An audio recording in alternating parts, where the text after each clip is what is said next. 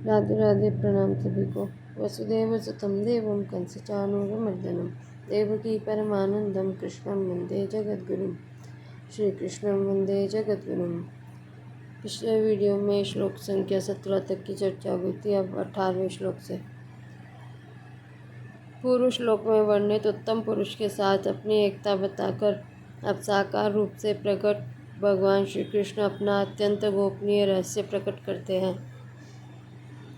यस्मात् अक्षरमतीतोऽहम् अक्षरादपि चोत्तमा अतोऽस्मि लोके वेदे च प्रतितः पुरुषोत्तमा। कारण कि मैं क्षर से अतीत हूँ और अक्षर से भी उत्तम हूँ, इसलिए लोक में और वेद में पुरुषोत्तम नाम से प्रसिद्ध हूँ। व्याख्या। यस्मात् अक्षरमतीतोः, इन पदों में भगवान का यह भाव है कि क्षर प्रतिक्षण परिवर्तनशील है और मैं नित्य निरंतर निर्विकार रूप से ज्यों का त्यों रहने वाला हूँ, इसलिए मैं क्षर से सर्वथा अतीत हूँ। शरीर से पर व्यापक श्रेष्ठ प्रकाशक सबल सूक्ष्म इंद्रियां हैं, इंद्रियों से पर मन है और मन से पर बुद्धि है। इस प्रकार एक दूसरे से पर होते हुए भी शरीर, इंद्रियां, मन और बुद्धि एक ही जाति के जड़ हैं, परंतु परमात्म तत्व इनसे भी अत्यंत पर है, क्योंकि वह जड़ नहीं है प्रत्युत चेतन है। अक्षरादपि चोत्तमा, यद्यपि परमात्मा का अंश होने के कारण जीवात्मा की परमात्मा से तात्विक एकता है, तथापि यहाँ भगवान अपने को जीवात्मा से भी उत्तम बताते हैं। इसके कारण ये हैं। पहला, परमात्मा का अंश होने पर भी जीवात्मा क्षर के साथ अपना संबंध मान लेता है और प्रकृति के गुणों से मोहित हो जाता है, जबकि परमात्मा कभी मोहित नहीं होते। दूसरा, परमात्मा प्रकृति को अपने अधीन करके लोक में आते अवतार लेते हैं, जबकि जीवात्मा प्रकृति के वश में होकर लोक में आता है। तीसरा, परमात्मा सदैव निर्लिप्त रहते हैं, जबकि जीवात्मा को निर्लिप्त होने के लिए साधन करना पड़ता है।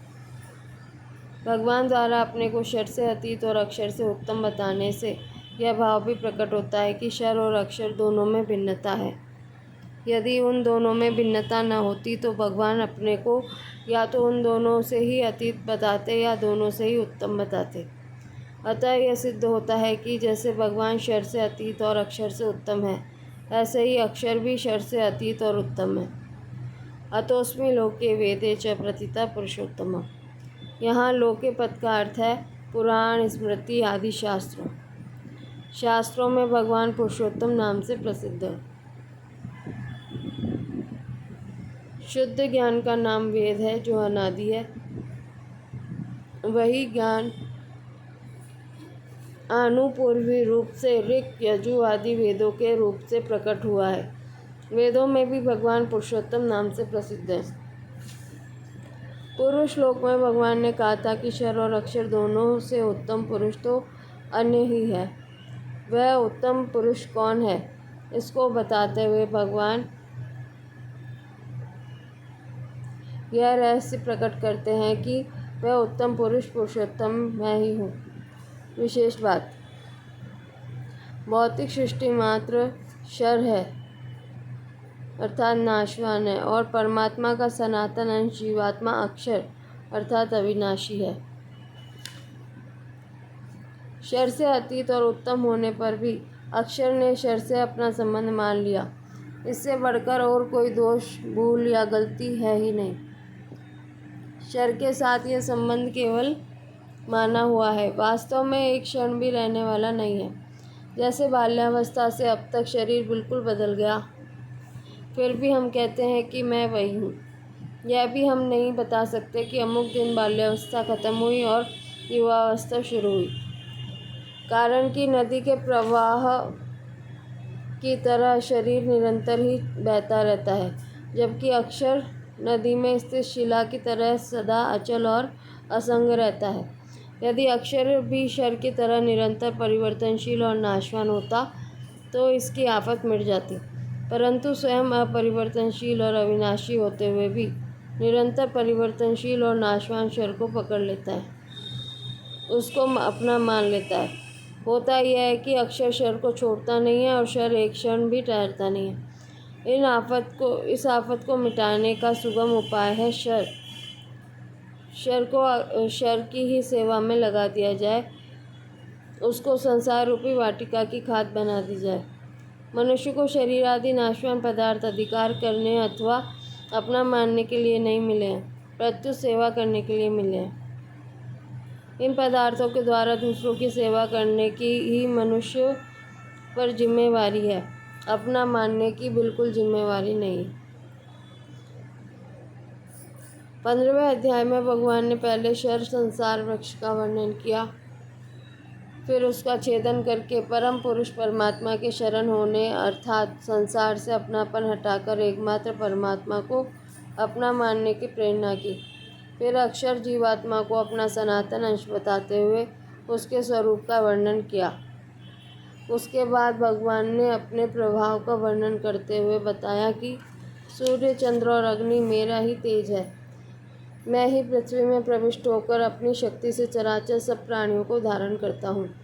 मैं ही अमृतमय चंद्र के रूप से संपूर्ण वनस्पतियों को पुष्ट करता हूँ। वैश्वानर अग्नि के रूप में मैं ही प्राणियों के शरीर में स्थित होकर उनके द्वारा खाए हुए अन्न को पचाता हूँ। मैं ही सब प्राणियों के हृदय में अंतर्यामी रूप से विद्यमान हूँ। मेरे से ही स्मृति, ज्ञान और अपोहन, भ्रम, संशय आदि दोषों का नाश होता है। वेदादि सब शास्त्रों के द्वारा मैं ही जानने योग्य हूँ और वेदों के अंतिम सिद्धांत का निर्णय करने वाला तथा वेदों को जानने वाला भी मैं ही हूँ।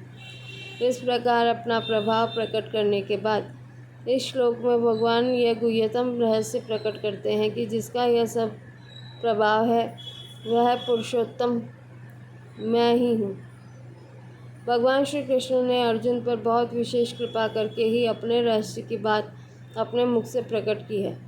जैसे कोई पिता अपने पुत्र के सामने अपनी गुप्त संपत्ति प्रकट कर दे अथवा कोई आदमी किसी भूले भटके मनुष्य को अपना परिचय दे दे कि जिसके लिए तू भटक रहा है वह मैं ही हूँ और तेरे सामने बैठा हूँ।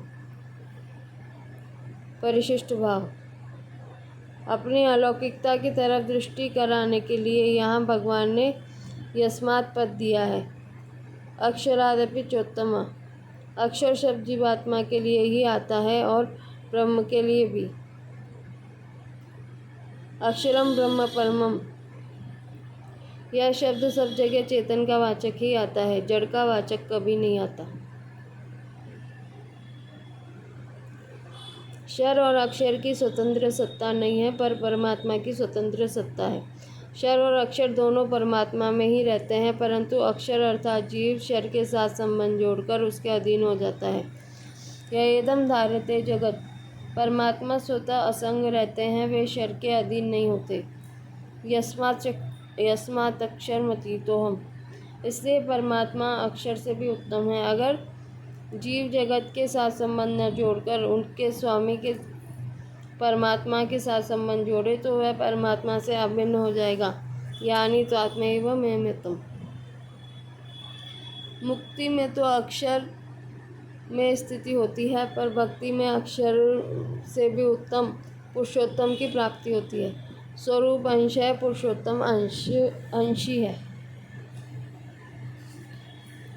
14वें अध्याय के 26वें श्लोक में भगवान ने जिस अविचारणी भक्ति की बात कही थी और जिसको प्राप्त कराने के लिए इस 15वें अध्याय में संसार, जीव और परमात्मा का विस्तृत विवेचन किया गया, उसका अब आगे के श्लोक में उपसंहार करते हैं।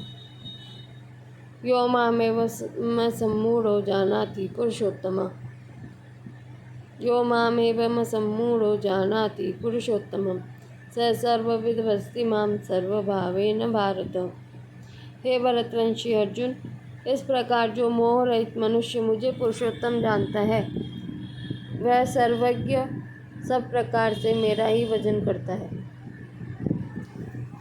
व्याख्या। यो मामेवम सम्मूढ़ा, जीवात्मा परमात्मा का सनातन अंश है, अतः अपने अंशी परमात्मा के वास्तविक संबंध का अनुभव करना ही उसका असम्मूढ़ होना है। संसार या परमात्मा को तत्व से जानने में मोह ही बाधक है। किसी वस्तु की वास्तविकता का ज्ञान तभी हो सकता है जब उस वस्तु से राग या द्वेष पूर्वक माना गया कोई संबंध ना हो। नाशवान पदार्थों से राग द्वेष पूर्वक संबंध मानना ही मोह है। संसार को तत्व से जानते ही परमात्मा से अपनी अभिन्नता का अनुभव हो जाता है और परमात्मा को तत्व से जानते ही संसार से अपनी भिन्नता का अनुभव हो जाता है। तात्पर्य है कि संसार को तत्व से जानने से संसार से माने हुए संबंध का विच्छेद हो जाता है और परमात्मा को तत्व से जानने से परमात्मा से वास्तविक संबंध का अनुभव हो जाता है। संसार से अपना संबंध मानना ही भक्ति में व्यभिचार दोष है। इस व्यभिचार दोष से सर्वथा रहित होने में ही उपयुक्त पदों का भाव समझना चाहिए।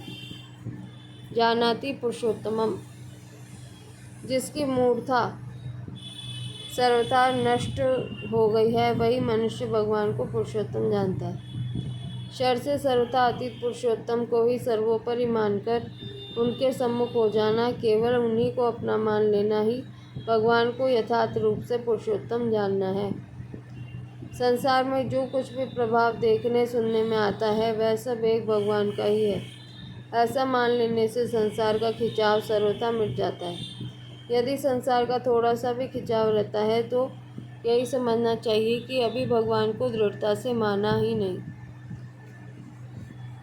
स सर्वविद भस्ति माम सर्वभावेन भारत, जो भगवान को पुरुषोत्तम जान लेता है और इस विषय में जिसके अंतःकरण में कोई विकल्प भ्रम या संशय नहीं रहता, उस मनुष्य के लिए जानने योग्य कोई तत्व शेष नहीं रहता। इसलिए भगवान उसको सर्वविद कहते हैं। भगवान को जानने वाला व्यक्ति कितना ही कम पढ़ा लिखा क्यों न हो, वह सब कुछ जानने वाला है, क्योंकि उसने जानने योग्य तत्व को जान लिया। उसको और कुछ भी जानना शेष नहीं है।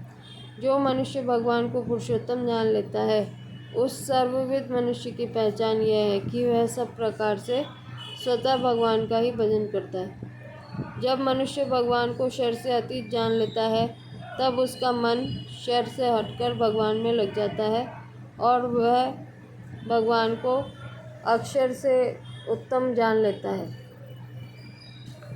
तब उसकी बुद्धि भगवान में लग जाती है। फिर उसकी प्रत्येक वृत्ति और क्रिया से स्वतः भगवान का भजन होता है। इस प्रकार सब प्रकार से भगवान का भजन करना ही अव्यभिचारिणी भक्ति है। शरीर, इंद्रियां, मन, बुद्धि आदि सांसारिक पदार्थों से जब तक मनुष्य राग पूर्वक अपना संबंध मानता है, तब तक वह सब प्रकार से भगवान का भजन नहीं कर सकता। कारण कि जहाँ राग होता है, वृत्ति स्वतः वहीं जाती है। मैं भगवान का हूँ और भगवान ही मेरे हैं। इस वास्तविकता को दृढ़तापूर्वक मान लेने से स्वतः सब प्रकार से भगवान का भजन होता है।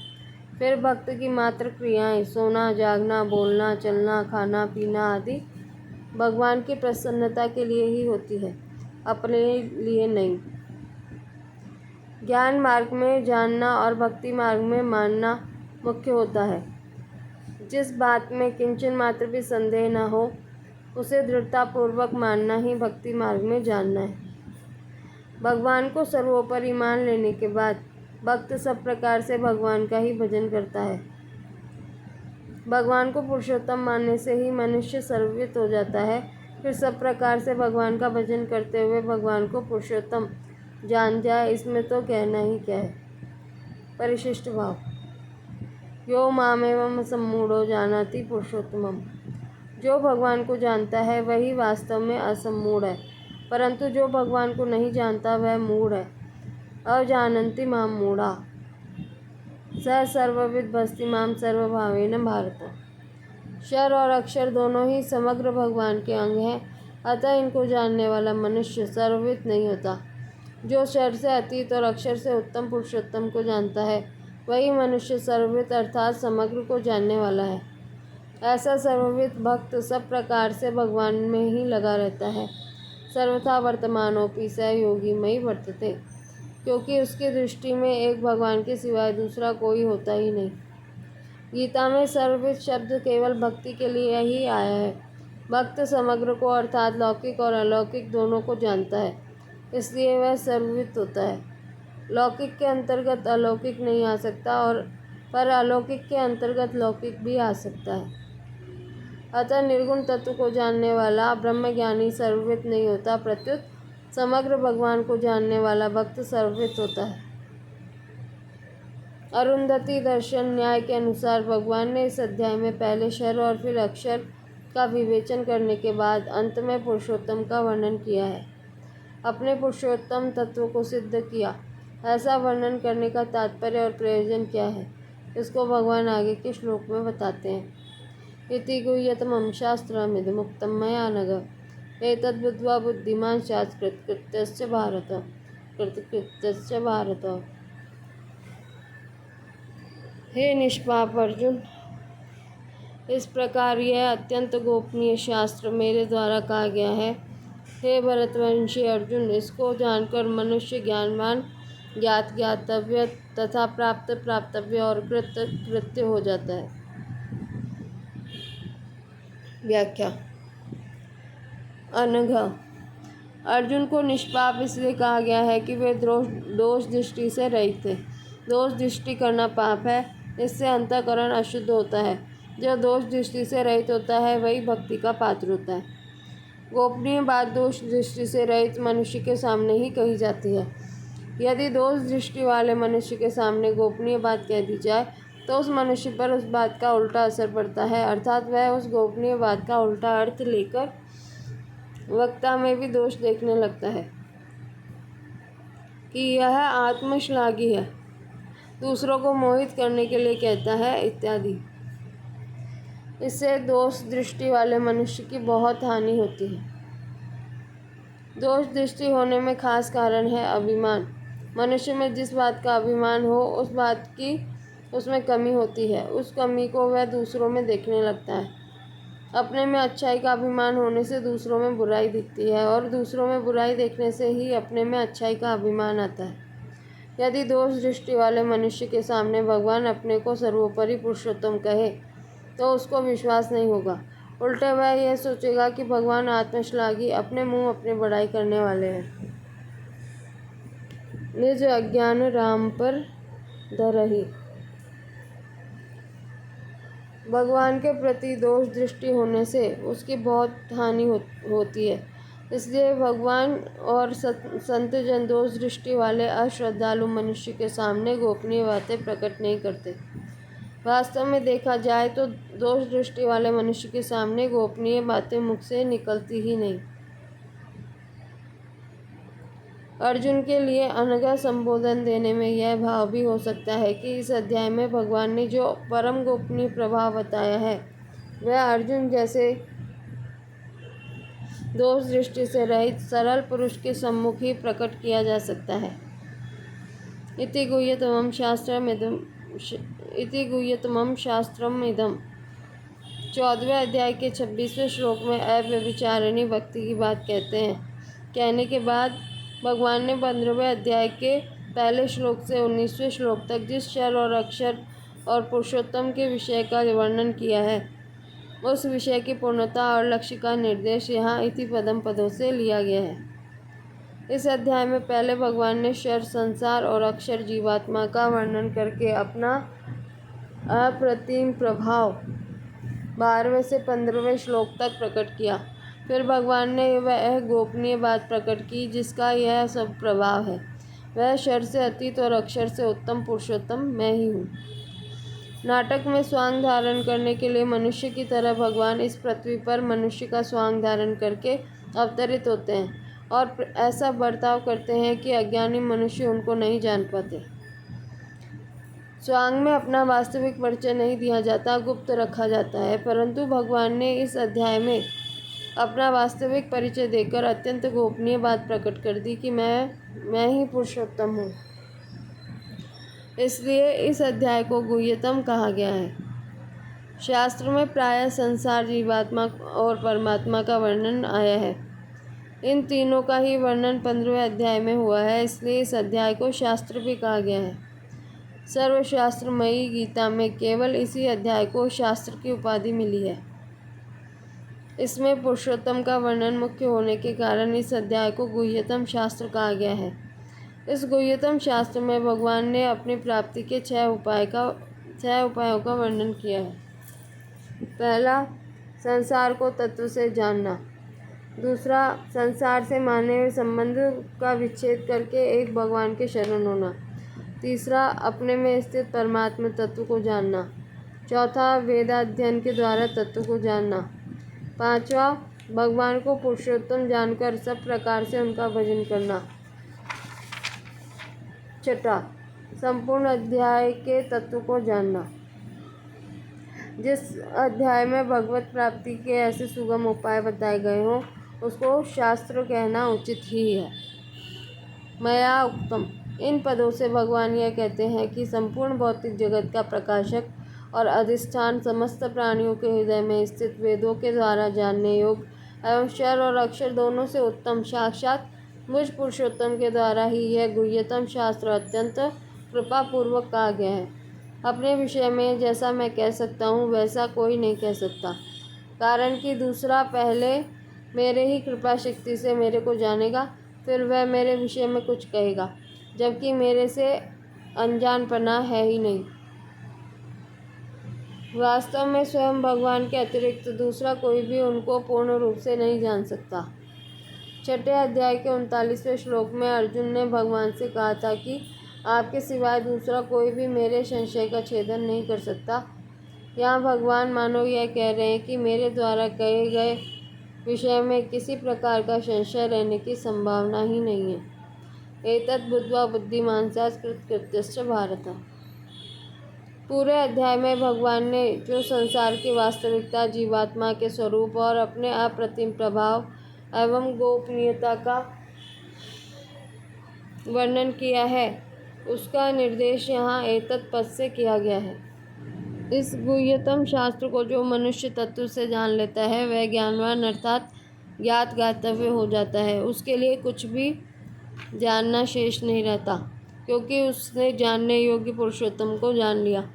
परमात्मा तत्व को जानने से मनुष्य की मूर्ता नष्ट हो जाती है। परमात्मा तत्व को जाने बिना लौकिक संपूर्ण विद्याएं, भाषाएं, कलाएं आदि क्यों न जान ली जाए, उनसे मूर्ता नहीं मिटती, क्योंकि लौकिक सब विद्याएं आरंभ और समाप्त होने वाली तथा अपूर्ण है।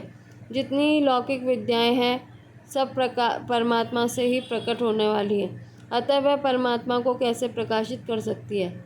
इन सब लौकिक विद्याओं से अनजान होते हुए भी जिसने परमात्मा को जान लिया है वही वास्तव में ज्ञानवान है।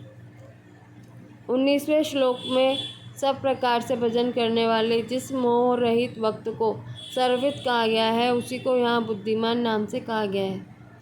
यहाँ च पद में पूर्व श्लोक में आई बात के फल का अनुकर्षण है। पूर्व श्लोक में सर्वभाव से भगवान का भजन करने अर्थात अव्यभिचारिणी भक्ति की बात विशेष रूप से आई है। भक्ति के समान कोई लाभ नहीं है, लाभ की किचु हरि भक्ति समाना। अतः जिसने भक्ति को प्राप्त कर लिया है वह प्राप्तव्य हो जाता है, अर्थात उसके लिए कुछ भी पाना शेष नहीं रहता। भगवत तत्व की यह विलक्षणता है कि कर्मयोग, ज्ञान योग और भक्ति योग तीनों में से किसी एक की सिद्धि से कृतकृत्यता, ज्ञात ज्ञातव्यता और प्राप्तव्यता तीनों की प्राप्ति हो जाती है। इसलिए जो भगवत तत्व को जान लेता है उसके लिए फिर कुछ जानना, पाना और करना शेष नहीं रहता, उसका मनुष्य जीवन सफल हो जाता है। परिशिष्ट भाव। भगवान ने इस अध्याय में अपने आप को पुरुषोत्तम रूप से अर्थात अलौकिक समग्र रूप से प्रकट किया है, इसलिए इसको गुह्यतम शास्त्र कहा गया है। मनुष्य कर्म योग से कृतकृत्य, ज्ञान योग से ज्ञात ज्ञातव्य और भक्ति योग से प्राप्तव्य हो जाता है। मेरे को अपने लिए कुछ नहीं करना है ऐसा अनुभव होने से मनुष्य कृतकृत्य हो जाता है। शरीर मेरा नहीं है, शरीर पर मेरा अधिकार नहीं है तथा शरीर से मेरा संबंध नहीं है ऐसा अनुभव होने से मनुष्य ज्ञात ज्ञातव्य हो जाता है। मेरे को कुछ नहीं चाहिए ऐसा अनुभव होने से मनुष्य प्राप्तव्य हो जाता है। इस श्लोक में आए बुद्धिमान पद में ज्ञात ज्ञातव्य होने का भाव आया है। पूर्व श्लोक में स सर्वभस्तिमां सर्वभावेन भारत पदों में प्राप्तव्य होने का भाव आया है। प्रस्तुत श्लोक में आए च पद से भी अनुक्त समुच्चय अर्थ प्राप्तव्य ले सकते हैं। लौकिक क्षर और अक्षर तो प्राप्त है, अतः अलौकिक परमात्मा ही प्राप्तव्य है। इस श्लोक में यह भाव निकलता है कि भक्त को ज्ञान योग और कर्मयोग दोनों का फल प्राप्त हो जाता है, अर्थात वह ज्ञात ज्ञातव्य और कृतकृत्य भी हो जाता है। ओम तत्सदिति। श्रीमद्भगवद्गीतासु उपनिषत्सु ब्रह्म विद्यायां योगशास्त्रे श्रीकृष्णार्जुन संवादे पुरुषोत्तम योगो नाम पंचदशोऽध्यायः। इस प्रकार ओम तत्सत इन भगवान नामों के उच्चारण पूर्वक ब्रह्म विद्या और योग शास्त्र में श्रीमद् भगवद गीतोपनिषद रूप श्री कृष्णार्जुन संवाद में पुरुषोत्तम योग नामक 15वां अध्याय पूर्ण हुआ। इस अध्याय में कहे हुए विषय को यथार्थ रूप से समझ लेने पर पुरुषोत्तम के साथ नित्य योग का अनुभव हो जाता है, इसलिए इस अध्याय का नाम पुरुषोत्तम योग रखा गया है। 15वें अध्याय के पद अक्षर और उवाच। इस अध्याय में अतः पंचदशों अध्याय के 3 श्री भगवान उवाच के 2 श्लोकों के 288 और पुष्पिका के 13 पद हैं। इस प्रकार संपूर्ण पदों का योग 306 है। दूसरा, अतः पंचदशों अध्याय के 8 श्री भगवान उवाच के 7 श्लोकों के 701 और पुष्पिका के 46 अक्षर हैं। इस प्रकार संपूर्ण अक्षरों का योग 762 है।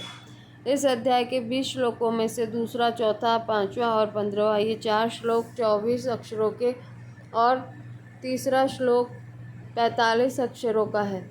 शेष 15 श्लोक 32 अक्षरों के हैं। तीसरा, इस अध्याय में एक उवाच है, श्री भगवान उवाच। 15वें अध्याय में प्रयुक्त छंद। इस अध्याय के 20 श्लोकों में से दूसरा, तीसरा और चौथा ये 3 श्लोक उपजाति छंद वाले हैं और 5वां तथा 15वां ये 2 श्लोक इंद्रवज्रा छंद वाले हैं।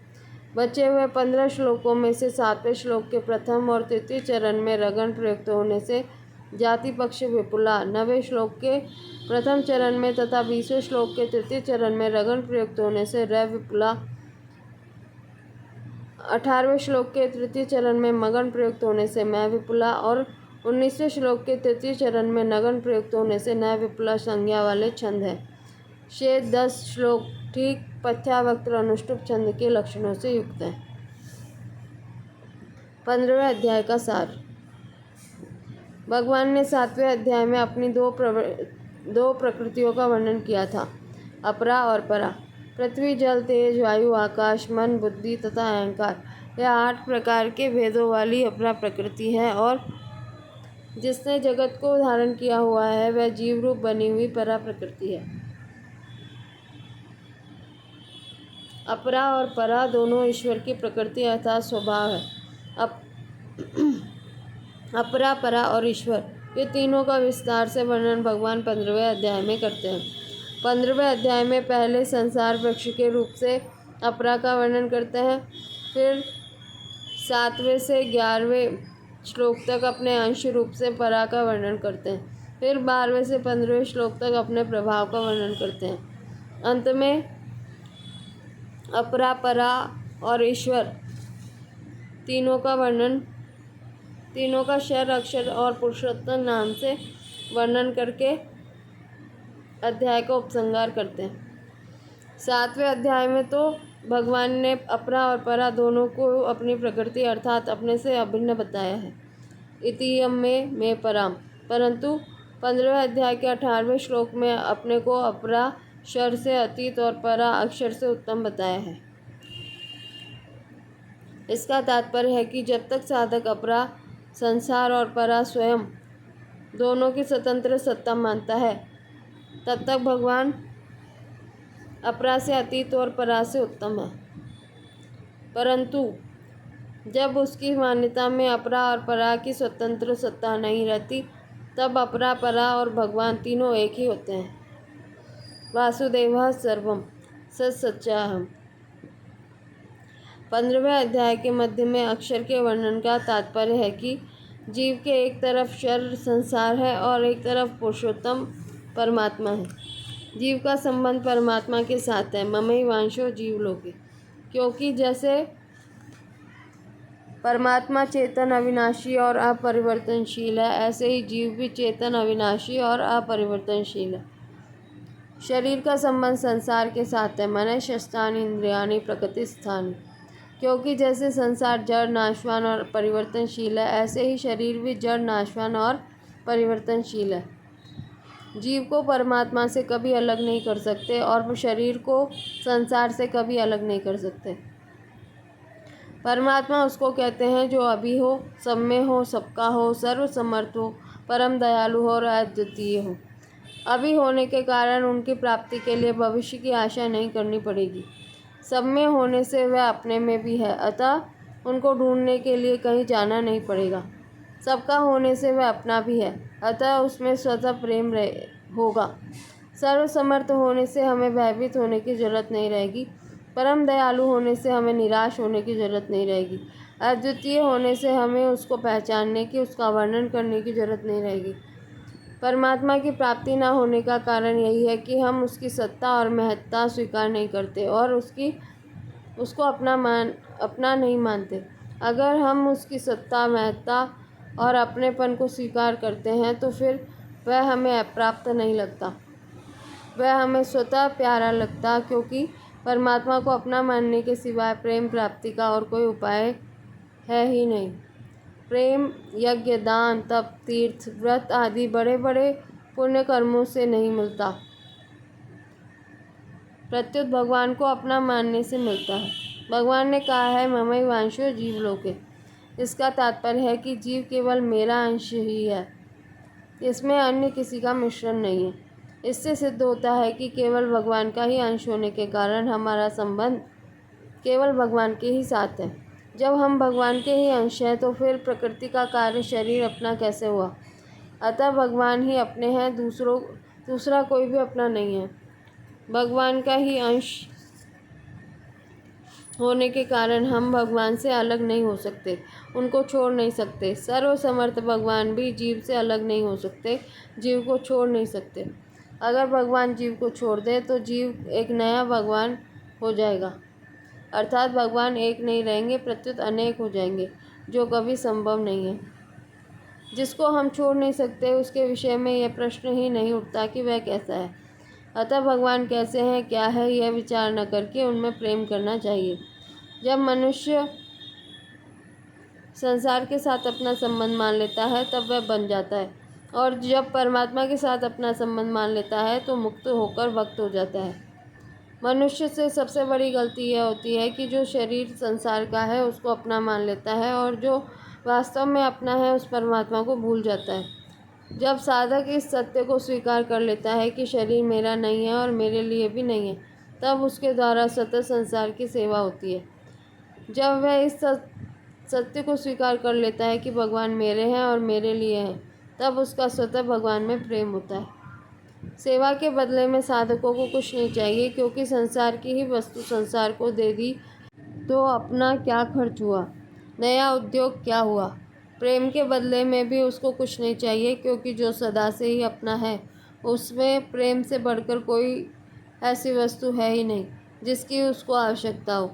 प्रभु मेरे लिए हैं, इसलिए अपने को उनके अर्पित करना है, उनसे कुछ लेना नहीं है।